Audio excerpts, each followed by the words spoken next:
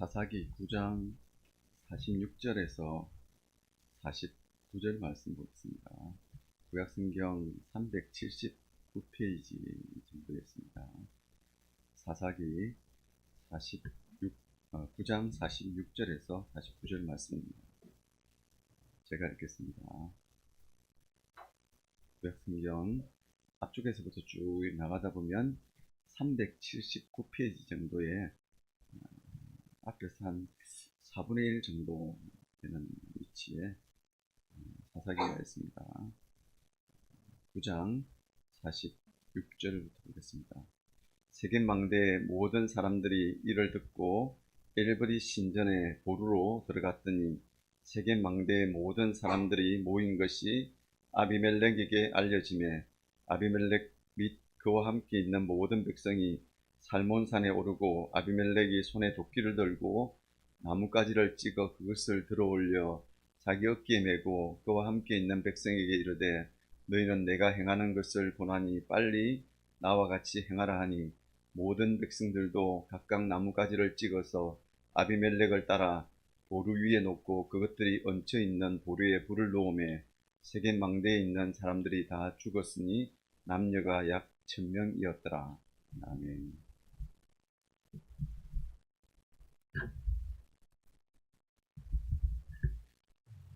사사기 9장 말씀은 제가 은혜를 많이 받는 이렇게 말씀입니다. 그리고 한 번씩 좀 이렇게 그 말씀을 읽으면서 저를 좀 돌아보는 그런 말씀이기도 합니다. 성경에 나오는 그런 우화, 그것도 정치적인 우화에 대한 내용입니다. 나무들의 이야기가 나오는데 그 말씀이 사사기 9장 8절에서 15절의 내용입니다. 나무들에 대한 우화인데 옛날에 나무들이 자신들의 왕을 뽑으려고 합니다. 먼저 감람나무에게 가서 감람나무 너 우리의 왕이 되지 않겠니? 라고 왕이 되어주기를 원합니다. 그러자 이 감람나무가 내가 왜 왕이 돼? 나는 감람나무로 기름을 만들어서 하나님과 사람들을 기쁘게 해야 해. 하나님과 사람들을 기쁘게 하는 것이 너무나 좋아. 나는 왕이 되지 않을 거야 라고 거절을 합니다. 9장 8절에서 15절에 있는 내용의 말씀입니다. 이번에는 나무들이 무화과 나무를 찾아갑니다. 야, 무화과 나무, 너가 우리의 왕이 되어주면 좋겠어. 그러자 이 무화과 나무가 나는 나의 이 달콤한 열매로 사람들을 기쁘게 하는 것이 너무나 좋아. 나는 너희들 나무에 왕이 되기 싫어. 거절을 합니다. 이번에는 포도나무를 찾아갑니다.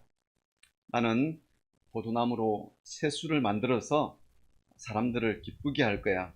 또 거절을 합니다.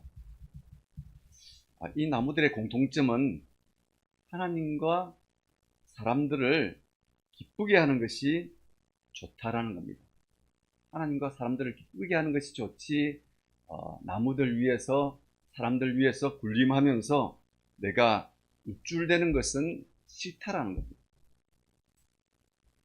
마지막으로 가시나무에게 찾아갑니다. 가시나무는 어떤 나무입니까?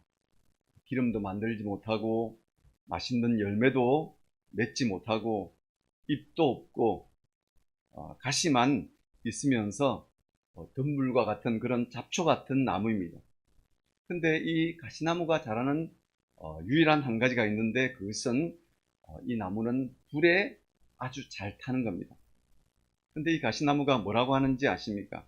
좋아, 너희들이 원한다면 내가 너희들의 왕이 되어줄게.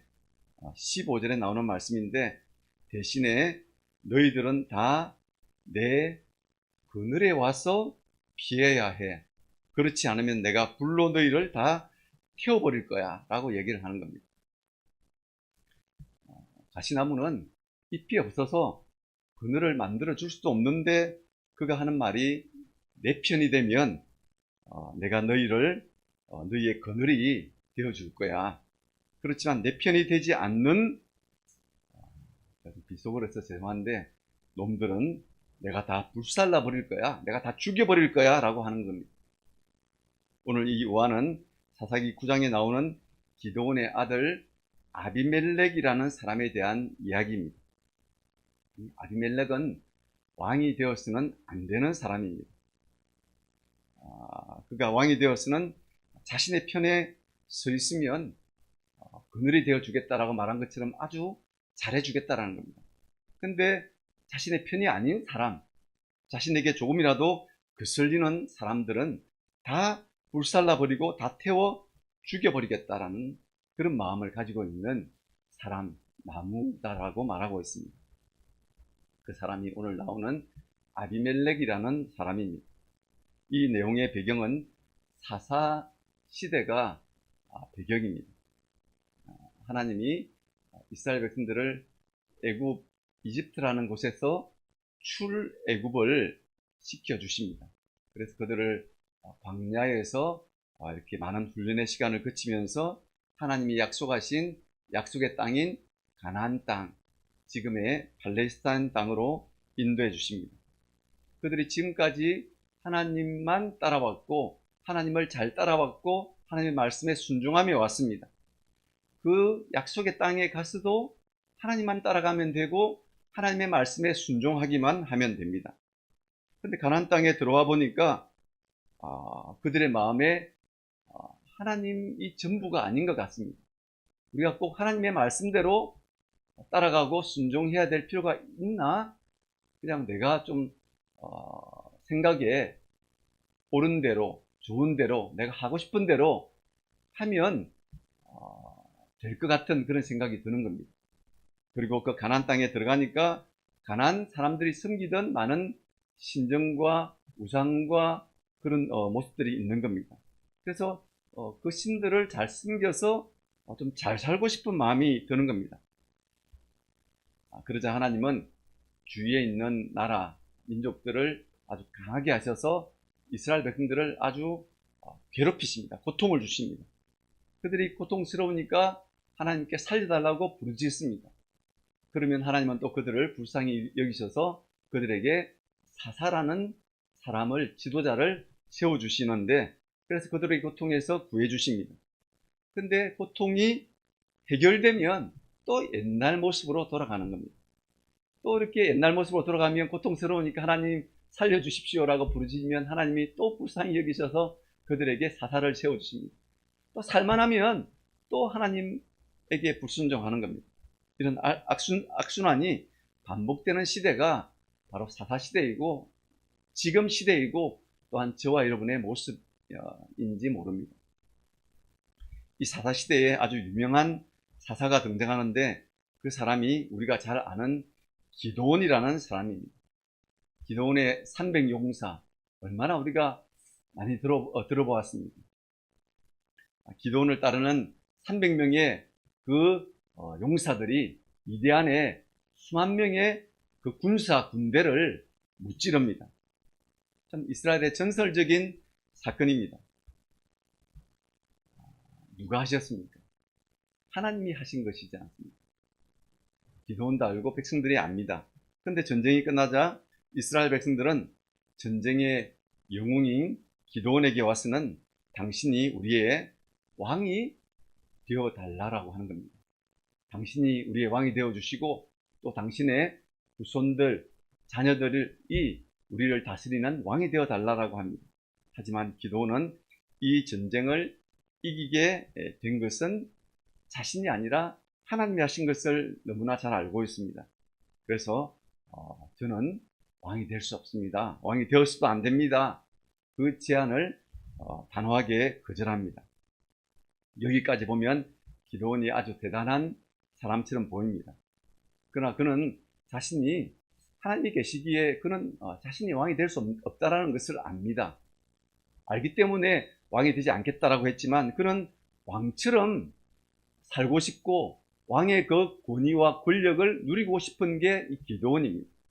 그래서 그는 말은 저는 왕이 아닙니다라고 이야기하지만 그의 행동과 말하는 것과 삶을 보면 그는 마치 왕처럼 행동하며 살고 있습니다. 그런 왕처럼 많은 아내를 두었고 그에게는 아들들이 70명이나 있는 겁니다. 그 시대의 다른 민족들의 왕들이 하는 모습을 그대로 따라하는 겁니다. 이것도 부족해서 그의 종인, 여종인 세겜 여인을 첩으로 두어서 또 그 첩을 통해서 아들을 낳게 되는데 그 아들이 바로 오늘 말씀의 주인공인 아비멜렉입니다. 기도는 자신이 지금 왕 노릇을 하고 있을 뿐만 아니라 그의 속마음도 그가 왕이다라는 생각을 그런 늘 품고 사는 사람입니다. 그래서 그의 첩의 아들 아비멜렉이라는 이 이름의 뜻이 뭔가 하면 나의 아버지는 왕이다라는 뜻입니다. 그러니까 자신이 자신의 아들을 이름을 지으면서 나의 아버지가 왕이다. 그러니까 이 아비멜렉의 아버지인 기드온 자신이 왕이다라는 그런 이름을 짓고 있는 겁니다. 얼마나 여러분 무섭습니까? 나는 왕이 아닙니다라고 하면서 그는 왕처럼 행세하고 있고 자신의 아들의 이름을 자신이 왕이다라고 이름을 지은 겁니다.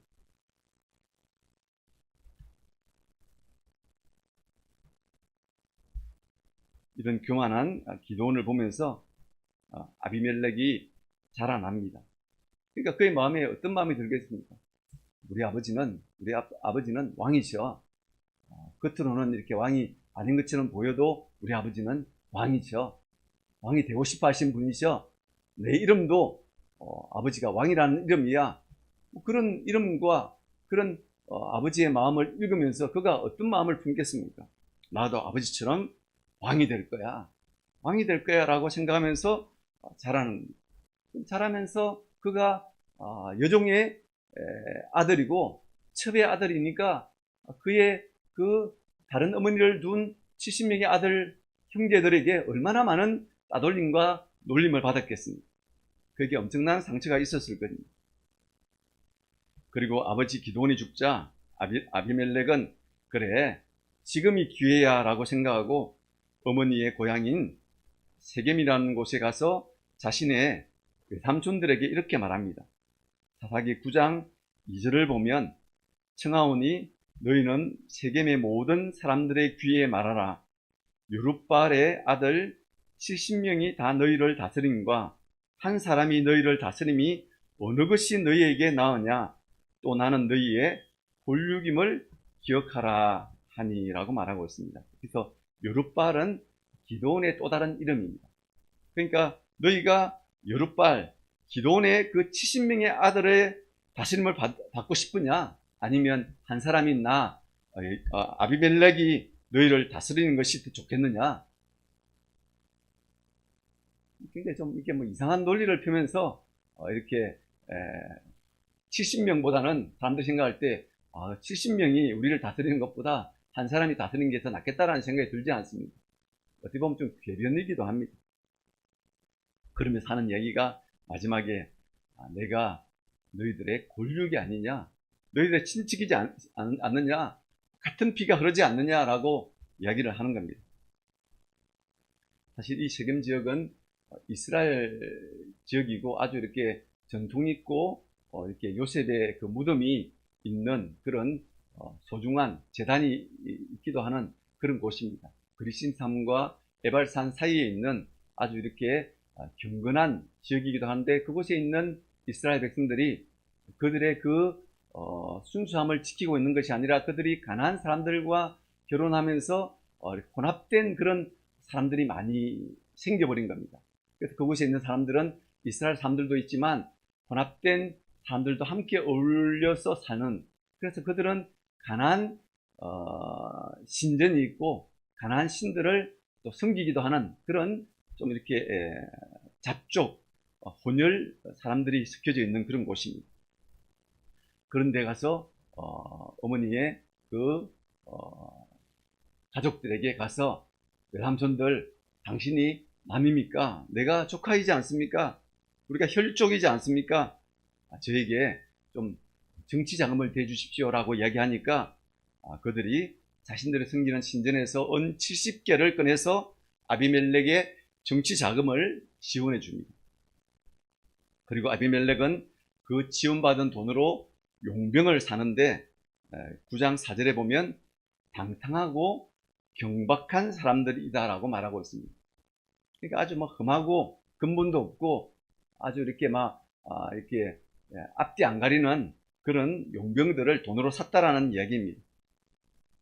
그래서 이 아비멜렉은 이 용병을 이끌고 아버지의 본가인 오보라로 가서 자신의 배다른 형제 70명을 한 명씩 한 바위 위에서 차례로 죽여버립니다. 근데 그 와중에 70명을 다 죽였다라고 생각하는데 한 명이 숨어서 이렇게 70명이 있는 그 사이에서 한 명이 도망을 갑니다. 그 한 명이 기드온의 막내 아들인 요담입니다. 그가 세겜 임금에 있는 그리심산에 올라가서 외치는 내용이 오늘 처음 나온 그 우화의 내용입니다. 그러니까 가시나무와 같은 아비멜렉이 왕이 되어서 내 편이 되면 그늘이 되어줄 것이고 내 편이 되지 않으면 다 불살라 죽여버릴 것이다 라고 말한 그 우화의 내용이 그대로 이루어지는 것을 볼 수 있습니다. 그 말대로 아비멜렉은 그 형제들을 다 죽이고 세겜 사람들의 추대를 받아서 그 우화대로 그는 왕이 됩니다. 왕이 된 뒤에 그는 딱 두 마디만 합니다. 내 그늘 아래로 오라. 그렇지 않으면 태워버리겠다. 내 편이 되면 살려둘 것이고 내 편이 되면 내가 그들의 그늘이 되어줄 것이고 내 편이 되지 않으면 내가 다 태워버릴 것이다. 죽여버릴 것이다 라고 하는 게 그의 두 마디입니다. 이렇게 3년의 시간이 흐르고 23절에 보면 하나님이 아비멜렉과 세겜 사람들 사이에 악한 영을 보내심에 세겜 사람들이 아비멜렉을 배반하였으니라고 말하고 있습니다. 그들이 어떤 이렇게 편의 그런 이해관계 때문에 이렇게 한편이 되지 않았습니다. 한편이 되어가지고 서로의 도움을 받아서 이렇게 정권을 잡았는데 3년이란 시간이 지나자 그렇게 좋은 사이처럼 보이던 이 아비멜렉과 세겜 사람들 사이에 틈이 벌어지기 시작합니다. 아비멜렉의 마음에는 그래 너희들이 내가 너희들을 그늘처럼 이렇게 보호해 주겠다고 했는데 지금까지 내가 너희들을 얼마나 잘 지켜주고 보호해 주었나. 내가 이렇게 잘했는데 너희들 모습을 보니까 이전처럼 그런 충성심이 잘 안 보인다라는 겁니다. 근데 세겜 사람들은 어떤 마음이 들겠습니까? 우리 때문에 왕이 되었는데 지가 누구 때문에 왕이 되었는데 지금은 지 잘난 줄 알고 있는 것 같아. 이런 섭섭한 마음이 또 이렇게 세겜 사람들의 마음에는 드는 겁니다. 그러니까 두 사람이 어떤 공동의 목적을 위해서 한 편을 먹어가지고 이 아비멜렉을 왕으로 세웠는데 세월이 지나니까 그 틈이 벌어지기 시작하는 겁니다. 여러분, 서로의 이익 때문에 한 팀이 된 관계는 쉽게 무너질 수 있습니다.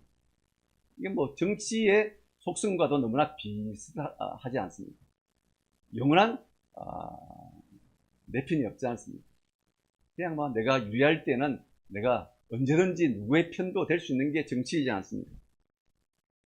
근데 그 틈 속에 어떤 사람이 나오는가 하면 가알이라는 사람이 나오는데 이 가알이라는 사람이 우리가 왜 우리의 공도 모르는 아비멜렉을 섬겨야 하는가 라고 하면서 세겜 사람들을 선동합니다. 그리고 아비멜렉은 30절에 보면 스불이라는 사람을 세겜에 자신의 스파이로 심어 놓습니다.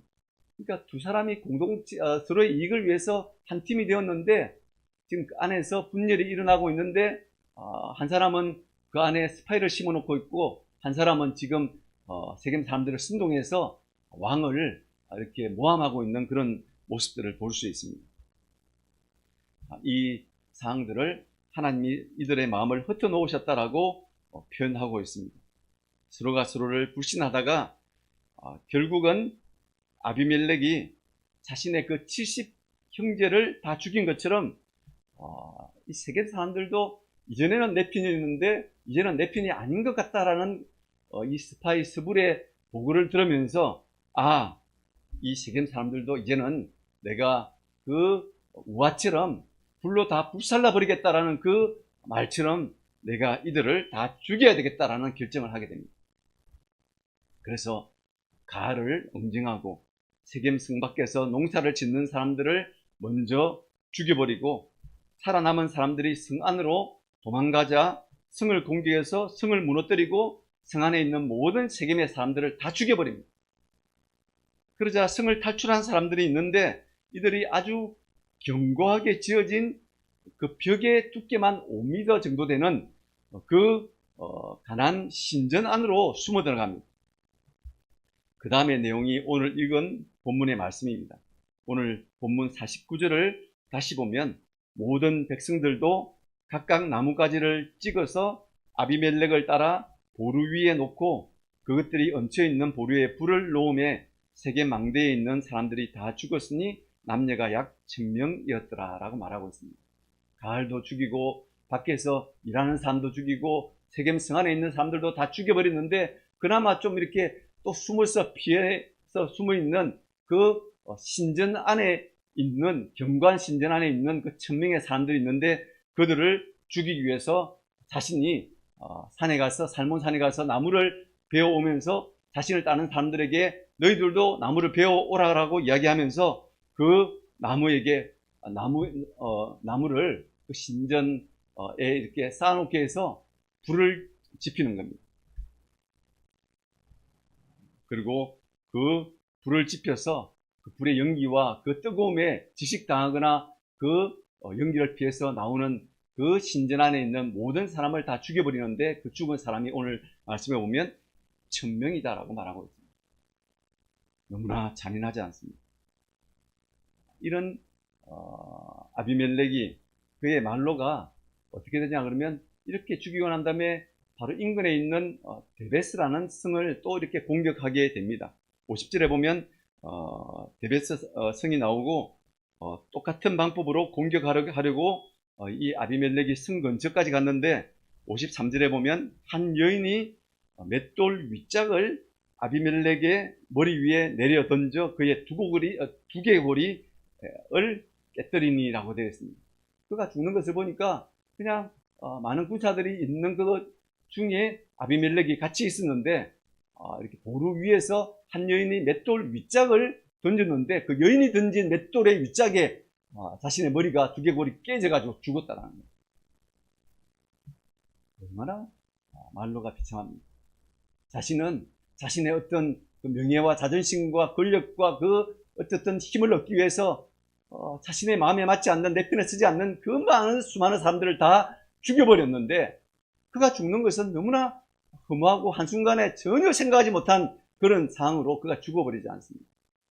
그러면서 자신이 여인의 손에 죽은 것이 부끄러워서 옆에 자신의 칼을 보관하고 들고 있는 그 부인에게 너가 그 칼로 나를 죽여달라고 얘기합니다. 내가 어떻게 여인의 그 맷돌에 죽었다라고 이렇게 기록되는 그런 왕이 될 수 있느냐. 차라리 너가 나를 죽여라라고 해서 그 옆에 있는 자신의 칼을 든 그 군사의 칼에 찔려서 그가 죽게 됩니다. 얼마나 비참하고 허무한 죽음입니까? 여러분, 이 모습이 바로 교만해서 스스로 왕이 된 아비멜렉의 마지막의 모습입니다. 오늘 말씀을 보면서 저와 여러분을 좀 돌아볼 수 있는 그런 시간이 되셔야 됩니다. 나의 모습에서 이 기드온과 아비멜렉처럼 교만한 모습은 없는지 여러분 자신을 돌아봐야 합니다. 하나님이 진정한 나의 왕이시지 않습니까? 하나님이 진정한 우리 가정의 왕이시고 하나님이 진정한 우리 교회의 왕이시고 주인이십니다. 여러분, 우리가 이것을 분명히 알고 인정하고 그 신앙 안에서 우리가 신앙생활하는 그런 저와 여러분이 되셔야 됩니다. 그냥 나는 하나님이 사용하시는 도구인데 도구로 쓰임을 받은 내가 왕이신 하나님이 받으셔야 할 그 영광을 내가 받으려고 자칫하면 할 수 있다는 겁니다. 제일 무서운 것이 사실은 그 교회를 담임하고 있는 목사이지 않습니까? 많은 교회들이 원로 목사와 담임 목사의 갈등이 얼마나 심한지 모릅니다. 이런 일이 왜 일어납니까? 하나님이 교회의 주인이심을 알지 못하기 때문에 그렇습니다. 하나님이 교회를 다스리시는데 내가 교회 주인인 것 같고 내가 주인의 교회의 왕인 것 같고 내가 교회에서 최고인 것 같은 그런 생각이 들기 때문에 이런 일들이 일어나는 겁니다. 나는 잠시 도구로 쓰임을 받은 것이고 나는 그냥 무익한 종일 뿐입니다. 오직 하나님이 하신 것입니다. 하나님이 다 하신 것입니다. 내가 한 것이 어디에 있습니까? 내가 했다고 주장할 수 있는 것이 어디에 있습니까? 이런 겸손함을 가진 교회와 이런 겸손함을 가진 목사와 이런 겸손함을 가진 성도들이 있는 그런 교회가 되어야 되는데 내가 했다라고 자꾸 주장하는 이런 마음을 가지게 되니까 하나님이 그 교회를 기뻐하지 않으시는 겁니다. 나는 보이지 않아야 합니다. 나의 모습은 철저히 지워져 가야 합니다. 오직 하나님만 나타나야 되고 하나님만 영광을 받으시는 이런 겸손함이 넘치는 그런 목사와 성도들이 하나님의 귀한 도구로 쓰임받는 그런 교회가 될 때 하나님이 그 교회를 귀하게 사용하시지 않겠습니까? 여러분, 저희 다음 교회가 그런 교회가 되어야 합니다. 여러분, 목사가 주인 되는 그런 교회가 절대로 되지 않아야 합니다.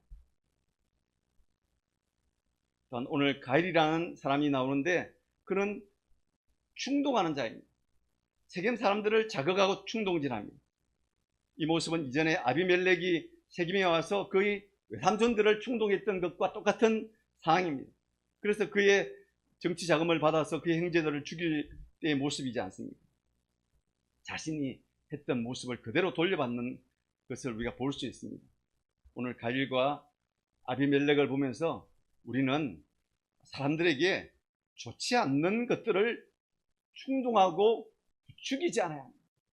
여러분, 안 좋은 소리, 충동적인 그런 내용들, 여러분 이렇게 좀 부정적인 그런 생각들 그냥 내가 들을 수도 있고 나도 가질 수도 있습니다. 그러나 그런 것들을 내 안에서 이렇게 누르고 있어야 되고 누군가가 이야기를 한다면 내가 그것을 내 손에서 끌어내는 그런 자들이 되어야 합니다. 저도 불만이 있습니다. 불만이 없는 사람이 어디 있습니까? 불만이 있지만 속으로 사귀는 겁니다. 누군가 충격을 주면 내 속에 있는 그 불만이 겉으로 드러나게 되는데 그래서 우리는 불만을 부추기는 사람이 아니라 나에게 오면 내 손에서 그 불만을 끄트리고 불만을 차단하는 그런 자들이 되셔야 됩니다. 그 사람에게만 가면 그 불만의 불이 꺼져버리는 그런 사람들이 되셔야 되는 겁니다. 그런 다음 교회 성도들이 될 때에 이런 교회는 참 은혜로운 교회가 아니겠습니까? 이런 교회가 되어야 됩니다. 불만은 다 있죠. 누구한테 이야기해도 불만은 다 있습니다. 그렇지만 불만의 소리가 나올 수는 있지만 그 불만의 소리가 그 사람에게 가면 그 사람에게서 딱 차단되는 그런 교회가 은혜로운 교회입니다. 그리고 자신 안에는 모든 사람들은 분노와 화가 있습니다. 자신 안에 있는 분노와 화를 끄트려야 합니다. 내가 은혜가 많을 때에는, 내가 성령 충만할 때에는 여러분 자극이 와도 충격이 와도 별 문제가 되지 않습니다. 그러나 여러분 내 심령이 바짝 메말라 있을 때에는 살짝만 자극해도, 살짝만 누구가 나를 건드려도, 조금의 충격만 받아도 내 안에 숨겨져 있던 분노의 불이 확 올라오게 되는 겁니다. 그러니까 이렇게 분노가 올라오는 것은 자극을 주고 충격을 준 사람도 문제가 있고, 내가 영적으로 메말라 있을 때에는 내가 참 보통 때 내가 신앙이 견고할 때는 그게 문제가 되지 않는데 내가 신앙이 약할 때는 그게 나에게 분노의 불씨가 되는 겁니다. 그러니까 우리가 참 분노의 불씨를 지피는 사람도 문제가 있지만 그 분노의 불씨를 지핀다고 했어도 내가 또 이렇게 분노하고 화를 내는 것도 나도 문제가 있는 겁니다.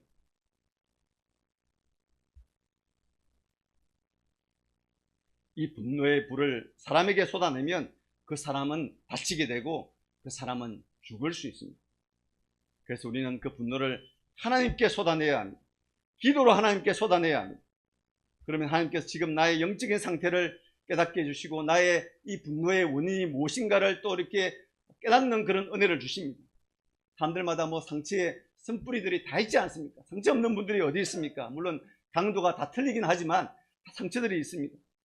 그런데 이 아비멜렉에게도 하나님이 그의 그 분노를 하나님께 다 쏟아내었을 때 하나님이 그 분노를 깨닫게 해주셨다면, 원인을 깨닫게 해주셨다면, 내가 첩의 아들로 자라면서 받은 상처가 참 많구나. 그래서 사람들에게 복수하려는 마음이 내 안에 있구나. 내가 지금 영적으로 많이 메말라 있구나. 자신의 모습을 보게 되는 겁니다. 정말 자신의 그 상처들을 그가 하나님이 주신 은혜로 바로 보았다면 그가 그렇게 많은 사람들을 그의 분노의 불로 다 죽이지는 않았을 거예요. 70명의 형제들을 다 죽여버리고, 그리고 세겜에 있는 자신을 도왔던 그 사람이 잠시 그 중간에 누군가가 말을 이렇게 유혹하고 바로 지나지 않아서 오해로 생긴 그 불신 때문에 그 사람들을 미워하고 이렇게 진노해서 그 모든 세겜 사람들의 그 수많은 사람들을 다 죽여버리는 겁니다.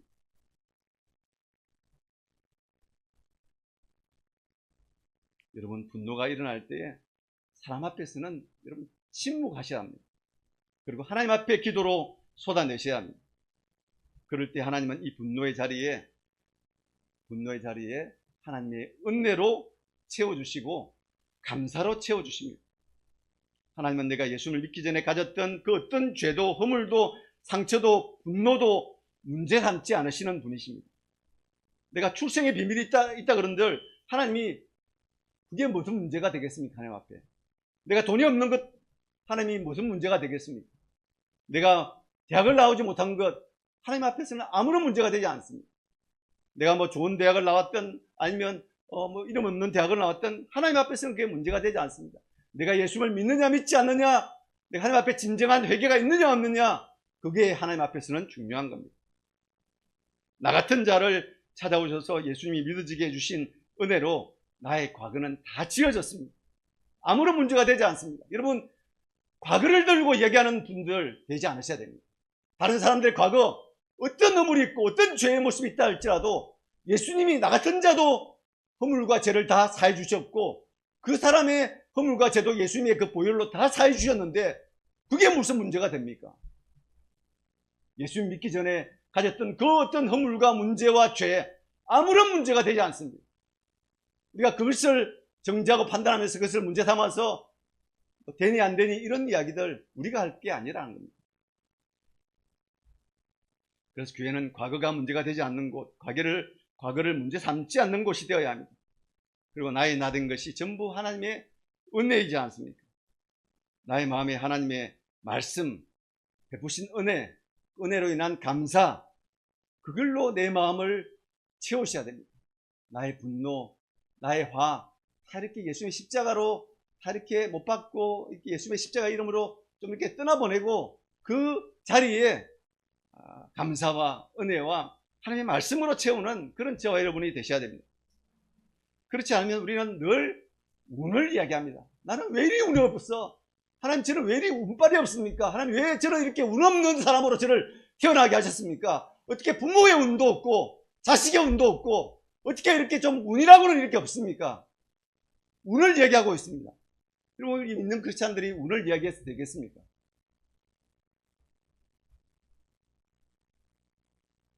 이런 운을 이야기하면서 하나님께 불평하고 원망하면 나의 분노의 불로 태울 사람들을 찾게 되는 겁니다. 저와 여러분 이 세상에 운으로 살아가는 자들이 아니라 하나님이 주시는 은혜로 살아가는 자들이지 않습니까? 이걸 분명히 아셔야 됩니다. 우리는 하나님의 은혜가 아니면 정말 이 자리에 예수 믿는 자로 설 수 없는 죄 허물로 죽었던 지옥에 갈 수밖에 없는 그런 자들이지 않습니까? 그런 자인 나를 하나님이 죄 문제를 해결해 주시고 천국을 얻게 해주셨는데 그 은혜를 모르고 그냥 운을 찾아다니고 사람을 찾아다니고 돈을 찾아다니고 내 편을 찾아다니고 내 편이 아닌 사람을 미워하고 정죄하고 이런 모습을 여러분 보이서는 안 되는 겁니다.